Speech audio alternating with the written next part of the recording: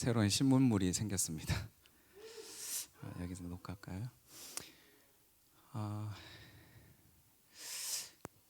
여러분 전체에게 광고 나간 건 아닌데 리더십에 있는 우리 청년들에게 양육 1대1 양육을 하자, 그래서 신청하라고 했습니다. 네, 그러면서 이제 좀 제가 드는 생각이 그 양육의 좀 초반부 과정이 있거든요. 근데 그 부분을 우리 청년들 전체가 이렇게 좀 같이 알면 좋겠다. 그래서 여러분들이 1대1 양육을 이제 나중에 누구라도 신청하면 이 과정은 목사님이 설교하실 때 제가 잘 들었으니까 패스할 수 있는 그런 패스권을 주면 좋겠다 생각을 했습니다. 여러분들이 오늘 설교를 잘 듣고 또 여러분들이 나중에 양육도 또 기회가 될 때 여러분들이 꼭 신청하셔서 함께 하면 좋겠습니다. 오늘 말씀 제목이 예수님의 명함인데요. 예수님에게 만약 명함이 있으면 예수님의 명함에는 무슨 내용이 담겨 있을까? 저도 사실 생각해 본 질문은 아니라서 예수님이 명함을 가지고 계시면 뭐 여러분들에게는 푸사 정도가 될 수 있겠네요. 예수님의 푸사에는 무슨 내용이 담겨 있을까? 이런 생각을 좀 해봤습니다. 여러분 교회 명함 혹시 보신 분 계시나요? 교회 명함이 이렇게 생겼습니다.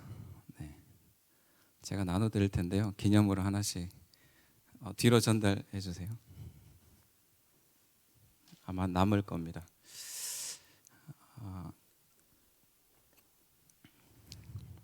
여러분들은 아직 청년들은, 대학생들은 아직 명함을 그렇게 쓸 일이 많지 않을 텐데 명함에는 그 한 장, 앞뒤 한 장 또는 뭐 단면일 수도 있고 아주 짧은 면에 누군가를 소개할 때 가장 핵심적인 그런 정보들을 담아 놓고 있습니다.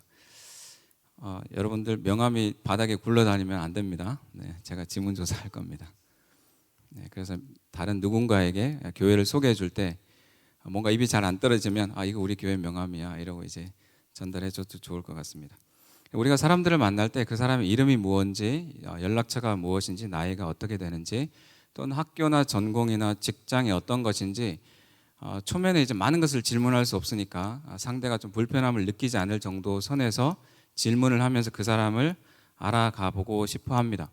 그러니까 대화 속에서 그 사람이 어떤 인품과 됨됨이를 가지고 있는가 이런 것을 이제 우리가 탐색을 해 가는 것이죠. 근데 어떤 사람인지를 잘 모르는데 그 사람과 어떤 일을 같이 하겠다라고 결정하는 것은 대단히 위험하고 무모한 일이 될 수 있습니다. 여러분들이 회사의 인사 담당관이라면 함께 일할 사람을 뽑는데 어떻게 뽑겠어요?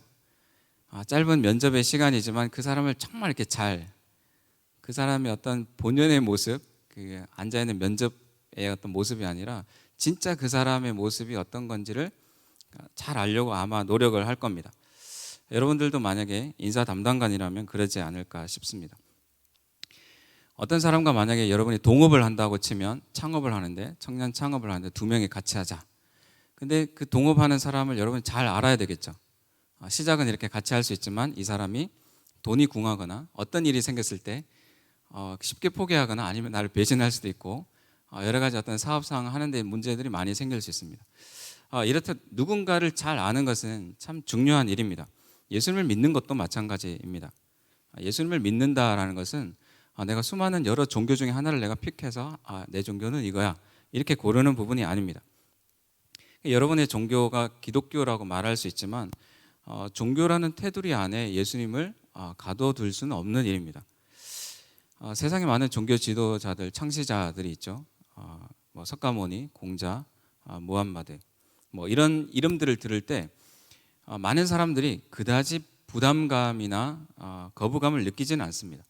근데 우리가 예수님을 이야기할 때는 좀 분명하게 긍정적이든 아니면 정말 거부하는 부정적인 큰 반향을 일으킵니다. 왜 예수님만 꺼내면 그럴까? 예수님의 옛자만 꺼내도 이렇게 꺼내지 말라는 사람들, 경기 일으키는 사람들이 있습니다. 예수님한테 도대체 무슨 그런 억한 심정이 있어가지고 듣기를 싫어할까?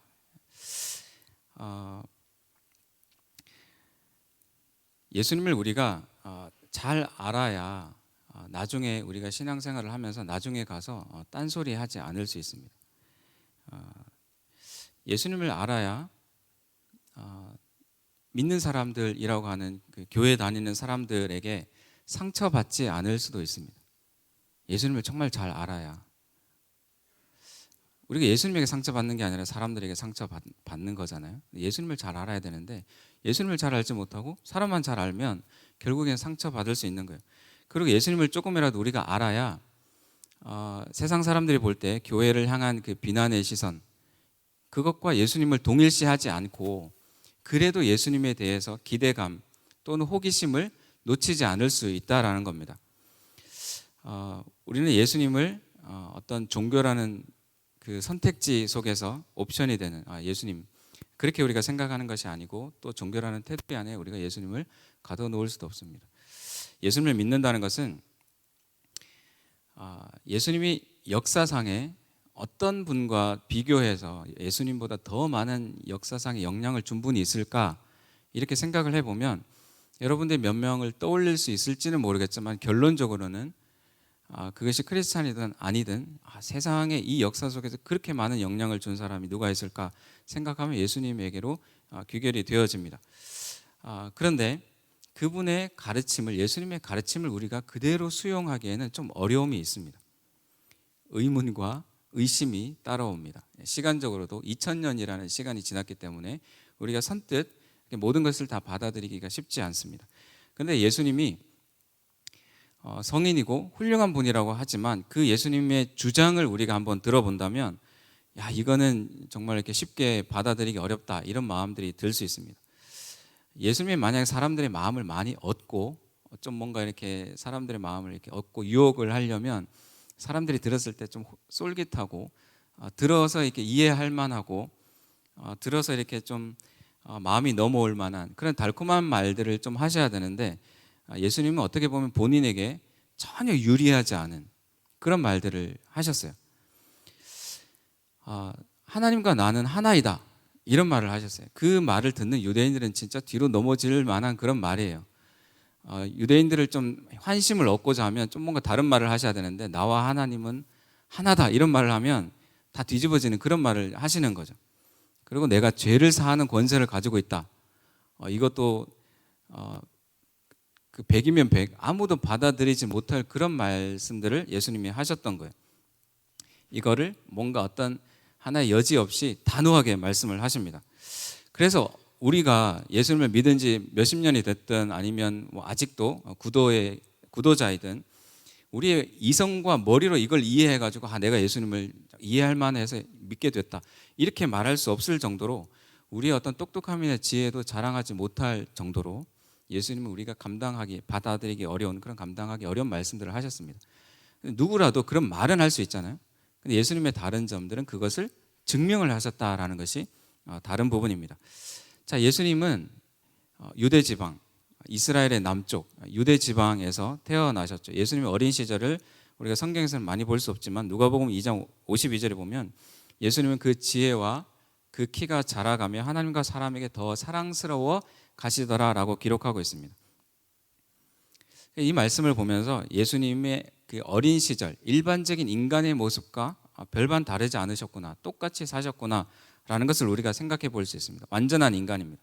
키도 커져야 되고 정신적으로도 육체적으로도 영적으로 하나님과의 관계 속에 영적으로도 성장해야 되고 또 사람과 사람에게 사랑받는 사람과의 어떤 사회적인 또는 관계적인 부분도 성장이 필요했던 예수님이시다라는 겁니다. 우리가 교회에서 오고 가다 보면 아주 꼬마 어린아이가 있죠. 예수님이 1살, 2살, 3살 때 어떤 모습이셨을까? 예수님이 3살인데 막 모든 걸 다 읽으시고 설교하시고 막 이러지 않으셨겠죠. 1살일 때 예수님이 어떻게 하셨을까? 어린아이를 보면서. 근데 예수님이 그런 육신의 몸으로 그 모든 제약을 그대로 받으시면서 자라나셨습니다. 그리고 나중에 긴 금식도 하셨어요. 금식하고 나서 예수님이 초인간적으로 나는 배고프지 않아가 아니라 배고픔을 느끼셨어요. 그리고 뜨거운 태양 아래 목마름도 느끼셨어요. 물이 필요한, 피곤하실 때 잠이 필요하셔서 깊이 풍랑 가운데서도 깊이 주무셨습니다. 그리고 예수님은 눈물도 흘리셨어요. 자, 예수님이 이처럼 인간의 모습으로 오신 것은 왜 그랬을까?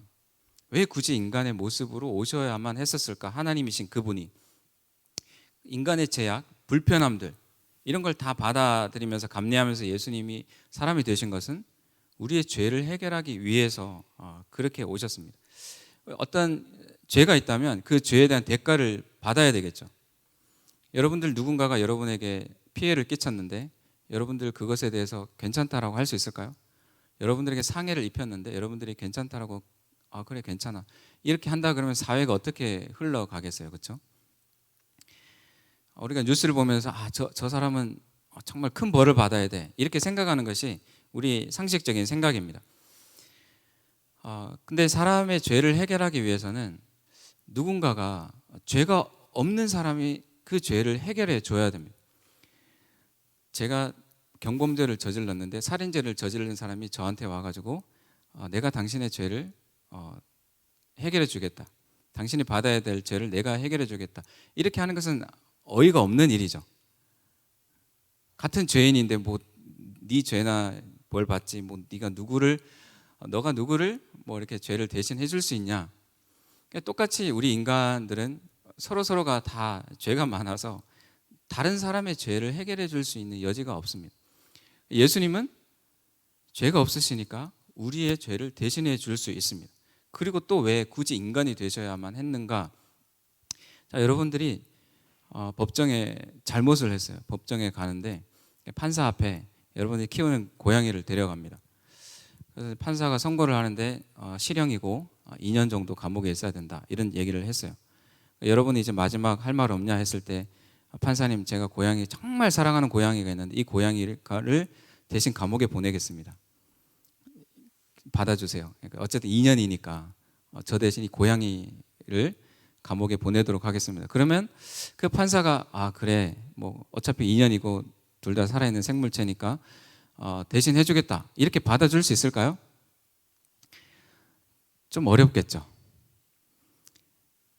구약 시대에는 동물들을 통해서 대신 이렇게 근데 그것이 완전하지 않고 또 우리가 생각해 봤을 때도 마찬가지로 계속 동물들을 이렇게 결국에는 그 사람이 죄를 뉘우쳐야 되고 회개해야 되고 또 그 사람이 그 죄가 얼마나 심각한지를 깨달아야 될 거 아니에요. 그래야 또 안 지을 거 아니에요.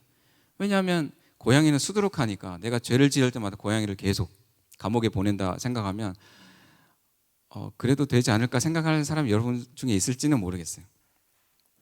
여러분이 죄를 지었는데 만약에 만약 여러분의 아빠가 그래 내가 자녀를 잘못 키웠으니까 내가 대신 감옥에 가마 이렇게 만약에 해서 정말 판사가 감옥을 보냈어요. 여러분들이 생각할 때 아빠는 감옥에 갔지만 나한테 엄마가 있으니까 내가 한 번 더 이런 죄를 저질러도 되겠다 이러면서 또 한 번의 찬스를 더 쓸 사람이 있을까요? 일반적인 생각이라면 그러지 않을 겁니다.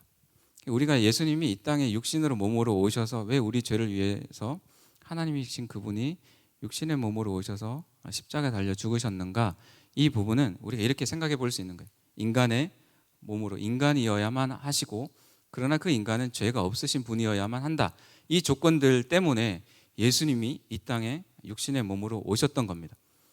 그래서 우리를 위해서 대신 십자가를 지시고 죄를 사해 주셨는데 우리가 생각할 때 아까처럼 아빠가 감옥에 갔으니까 나는 또 엄마를 또 보내면 되니까 또는 내 동물들을 보내면 되니까 이렇게 우리가 생각하면서 그 예수님의 십자가를 우리가 가벼이 여길 수는 없는 일이죠. 자, 예수님이 완전한 인간이 되셨지만 그렇다고 해서 완전한 우리의 모습과 우리와 동일하진 않으십니다. 이야기했듯이 죄가 없으시다는 것이 정말 큰 차이입니다. C.S. 루이스가 이렇게 말을 했습니다.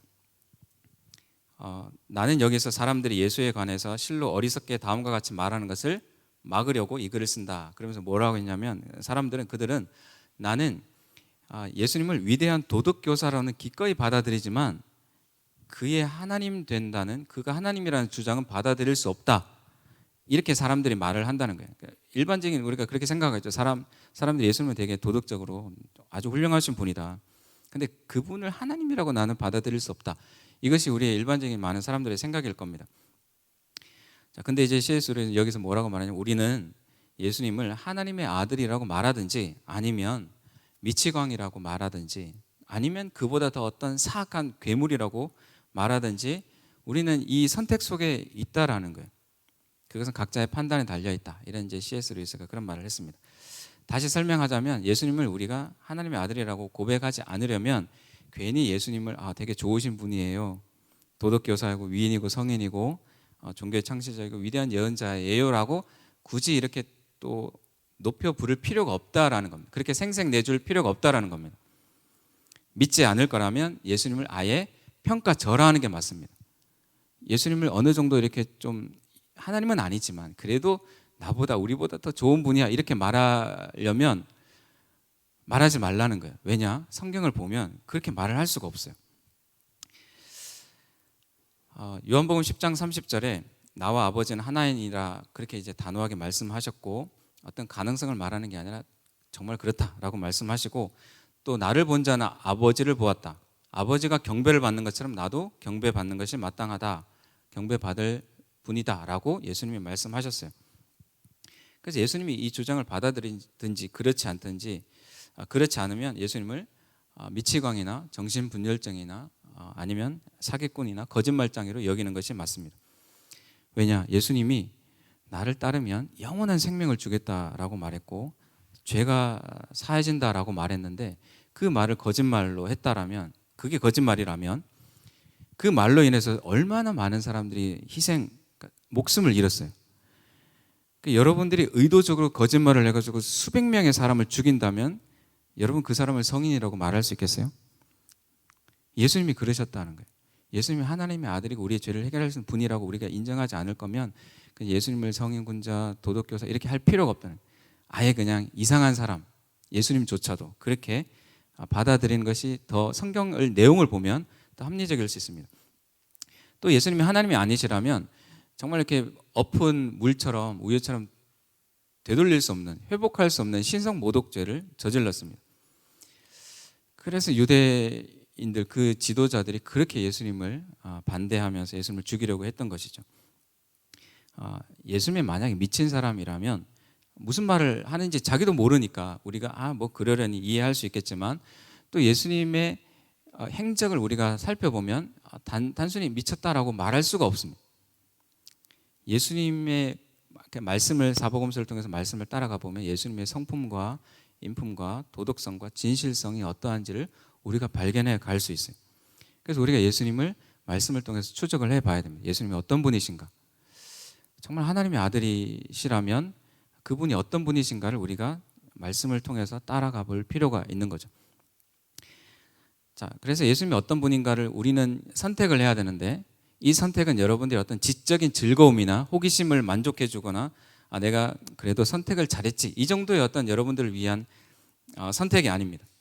뭐 종교 하나 있으면 좋겠는데 어떤 종교를 할까 이렇게 그런 고민의 부분도 아닙니다. 하나님의 자녀가 되느냐, 죄가 해결되느냐, 영원한 생명을 얻느냐, 내가 이 땅을 살아가는 인생의 목적을 발견하느냐와 같은 중요한 문제를 이 선택에 그 질문이 이 선택에 달려 있다라는 겁니다. 예수님은 누구신가? 이 질문 뒤에 하나님의 자녀가 될 수 있느냐, 죄가 해결받느냐, 영원한 생명을 얻느냐, 내가 인생의 목적을 발견할 수 있느냐 이 질문들이 뒤에 가려져 있다라는 겁니다. 여러분들이 예수님이 어떤 분인가를 선택하는 것은 여러분의 인생에 있어서 수많은 선택 중에서 가장 큰 중요한 선택이 예수님이 어떤 분이신가를 여러분들이 선택하는 겁니다. 최근에 이제 여러 유튜브 영상들을 보면서 이제 그런 좀 마음 아픈 이야기를 들었어요. 교회에 복음이 없다. 교회에 어떻게 복음이 없냐? 교회는 복음을 전하고 복음을 가르치고 복음대로 살아가게 하려고 있는 곳인데 그러면서 저를 조금 돌아보기도 했어요. 그러면서 오늘 말씀을 준비하면서도 우리 청년들이 교회를 몇 년 동안 다녔든지 그 경력을 내세울 게 아니라 정말 예수님을 얼마나 알고 있고 예수님을 정말 누구라고 생각하고 있는가. 여러분에게 명함을 준 것은 그냥 한번 보라는 것이 아니라 주보 안쪽에도 명함 사이즈처럼 예수 그리스도. 근데 그 예수 그리스도를 여러분들이 예수님을 명함 만들어 준다면 그 내용 안에 무슨 내용을 적을 건가? 그것을 여러분에게 진지하게 한번 이야기해보고 싶었습니다. 자, 오늘 본문에 보면 예수님의 제자 도마가 등장합니다. 도마는 흔히 의심 많은 그런 수식어가 따라다닙니다. 근데 단지 의심 많은 도마라고 하면 도마는 억울할지도 몰라요. 아니, 난 너무 억울하다. 그 도마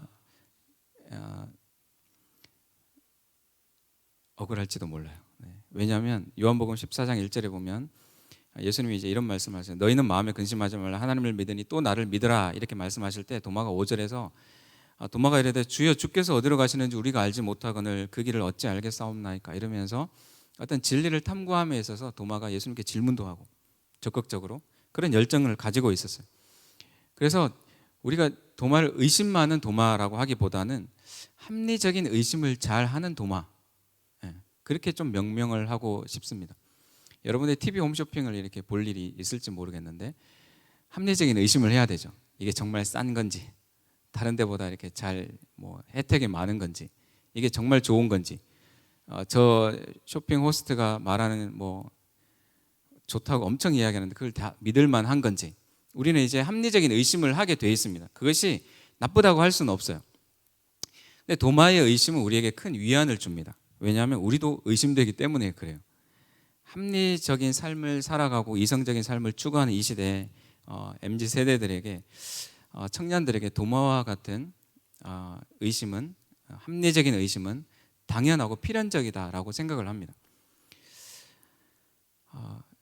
도마가 마치 우리의 그 마음을 정말 잘 이해해가지고 이렇게 예수님에게 먼저 질문도 하고 본인의 어떤 선언을 하는 것, 대신 우리를 대신에 실험을 해주는 것 같습니다. 우리가 도마에게 감정이입을 한번 해보기를 원하는데 24절에 12제자 중에 하나로서 디두모라 불리는 도마가 예수께서 오셨을 때 함께 있지 아니한지라. 도마가 하필 예수님이 딱 오셨을 때 다른 제자들이 있는데 도마가 없었어요. 그때 잠깐 어디 볼일 보러 간 게 아니라 도마는 같이 계속 있지 않았어요. 왜 그랬을까? 예수님의 부활의 가능성을 전혀 두지 않았거나 아니면 예수님에 대해서 실망했거나 어쨌든 제자들 무리에서 잠깐 볼일 보러 갔다 올게 하면서 없었던 게 아니라 그냥 쭉 없었다라고 보는 것이 어떤 그 문법 속에서, 헬라어 문법 속에서 발견할 수 있는 부분입니다. 자, 그 귀한 장면을 못 본 제자들이 도마를 찾아가서 이야기합니다. 25절에 보면 다른 제자들이 그에게 이르되, 도마에게 이제 가서 이야기하는 거죠. 우리가 주를 보았다. 근데 도마가 뭐라 말해요? 내가 그의 손에 못자국을 보며 내 손가락을 그 못자국에 넣으며 내 손을 그 옆구리에 넣어보지 않고는 믿지 않겠다. 이렇게 말을 하는 거죠. 손가락을 넣어봐야 된다. 아마 제스처를 하면서 이렇게 손가락을 아마 이렇게 보였을 겁니다. 내 손가락. 딱 손가락 하나를 이야기해요. 손가락 하나를 내가 넣어봐야 내가 예수님이 부활하신 걸 믿겠다.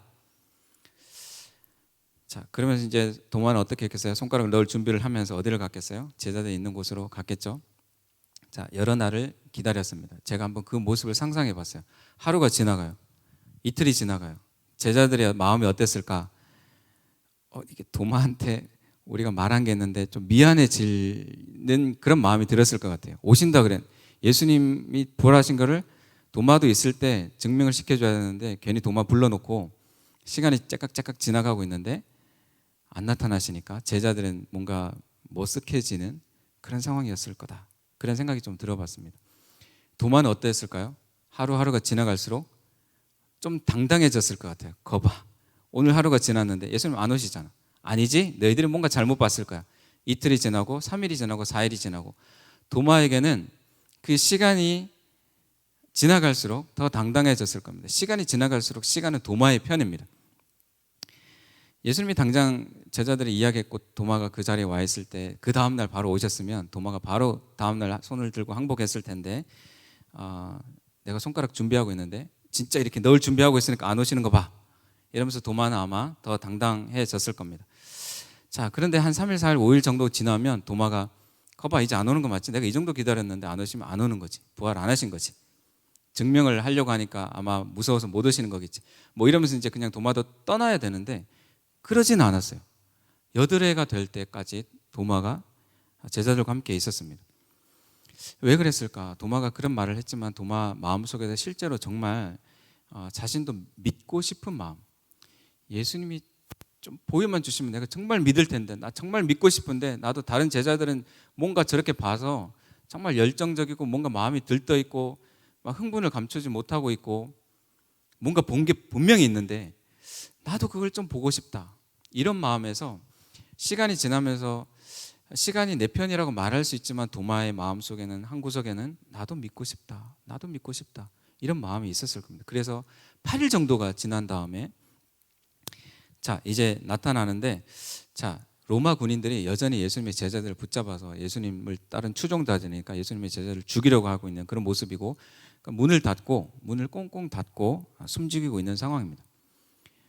문을 닫고 있는데 누군가가 오면 문을 열어달라고 이렇게 목소리로 문 열어주세요. 아니면 뭐 똑똑똑 노크를 하든지 아니면 뭐 강제로 뜯고 들어오든지 뭐 그런 현상이 있어야 되는데 닫힌 상태로 예수님이 들어오십니다. 26절에 보면 여드레를 지나서 제자들이 다시 집 안에 있을 때 도마도 함께 있고 문들이 닫혔는데 예수께서 오사 가운데 서서 이르시되 너희에게 평강이 있을지어다 하고 문이 닫혔는데 예수님께서 오십니다. 예수님의 제자들은 도마를 향해 어떤 눈빛을 보였을까요? 그것 봐, 오는 거 맞지? 예수님 오셨잖아. 기다린 보람 있지? 아마 이런 눈빛을 보냈을 겁니다. 도마는 어떤 표정을 지었을까요? 아니 세상에 이런 일이. 여러분 옆에 있는 사람하고 세상에서 가장 놀란 표정을 한번 지어보세요. 옆 사람을 보면서 가장 놀란 표정. 어떻게 이런 일이? 여러분이 저 뒤에 BTS나 블핑이 와 있으면 여러분들이 엄청 막 놀라서 이렇게 기절할지도 모릅니다. 도마가 그런 표정을 지었을 거예요. 자, 도마가 어떻게 하고 있을까요? 자, 이제 예수님이 이제 넣어보라 하니까 도마가 이제 순종할까요? 예수님이 이제 넣어보라 했으니까 예수님 잠시 양해를 구합니다. 제가 한번 넣어볼게요. 그러지 않았죠. 예수님의 부활을 테스트해 보겠다는 생각은 사라졌습니다. 도마가 놀라는 이유는 여러 가지가 있습니다. 예수님이 이제 오신 것도 마찬가지지만 문이 여전히 닫혀 있는 상태. 그리고 제자들이 봤는데 또 자기도 봤잖아요. 그러니까 누적이 되잖아요. 증거가. 그리고 자신이 했던 그 말. 누군가 녹음해가지고 예수님에게 도마가 이런 말을 했으니까 예수님이 한번 참고하셔서 도마에게 그런 이야기를 하세요. 이런 게 아닌데 자기가 했던 말이 그대로 예수님의 입을 통해서 재생되고 있으니까 도마는 2중, 3중, 4중으로 이렇게 놀라면서 굳이 손가락을 넣어보지 않아도 되는 그런 상황으로 예수님의 부활을 받아들이고 있는 겁니다. 믿고 있는 겁니다. 자, 28절에 의심하는 합리적인 도마는 위대한 믿음의 고백을 합니다. 도마가 대답하여 이르되 나의 주님이시오 나의 하나님이시니이다.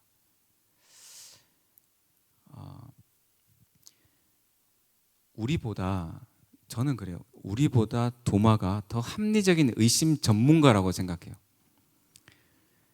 그 도마가 그 의심 전문가가 이 상황에서 예수님의 부활을 받아들인 정도라면 우리도 예수님의 부활을 받아들일 수 있겠다. 그런 생각을 했습니다. 그래서 대충 조금 의심하고 말았으면 나는 의심이 그보다 더 많으니까 그걸로 충분하지 않을 텐데 도마의 그 합리적인 의심이 의심 전문가가 그 과정들을 한번 겪어주니까 우리는 조금 더 그 도마의 마음을 이해할 수 있을 것 같습니다. 자, 29절에 보면 예수께서 이르시되 너는 나를 본고로 믿느냐 보지 못하고 믿는 자들은 복되도다 하시니라. 여기 있는 누구도 예수님의 부활하신 모습을 직접 본 사람은 없습니다. 근데 믿고 있어요. 우리가 그래서 얼마나 복된 존재인지 정말 복된 존재입니다. 요한복음 30 마지막에 기록 목적을 나타내는 20장 31절에 보면 오직 이것을 기록하면 너희로 예수께서 하나님의 아들 그리스도이심을 믿게 하려 함이요 또 너희로 믿고 그 이름을 힘입어 생명을 얻게 하려 함이니라. 예수님이 어떤 분이신지를 정말 자세하게 기록을 해서 예수님을 통해서 여러분들이 생명을 얻게 하려고 요한복음이 쓰여졌습니다. 그 마지막에 그 기록 목적을 적는 그 마지막에 도마의 그 사건이 요한복음에만 기록되면서 우리의 의심과 합리적인 의심들을 제거해주는 그래서 더 우리로 예수님이 누구신지를 믿게 하려는 그 기록들이 오늘 본문에 기록되어 있습니다. 자, 우리가 명함은 개인이나 회사를 우리가 알리기 위해서 만듭니다. 예수님의 명함을 여러분들이 주보를 보면서 완성을 해 보기를 바래요. 어떤 내용을 담을까? 어떤 누군가에게는 나의 주님이십니다, 나의 하나님이십니다, 이렇게 쓰기 어려운 분도 있을 수 있을 겁니다. 그런 의심을 충분히 여러분들은 할 수 있습니다. 해도 괜찮습니다.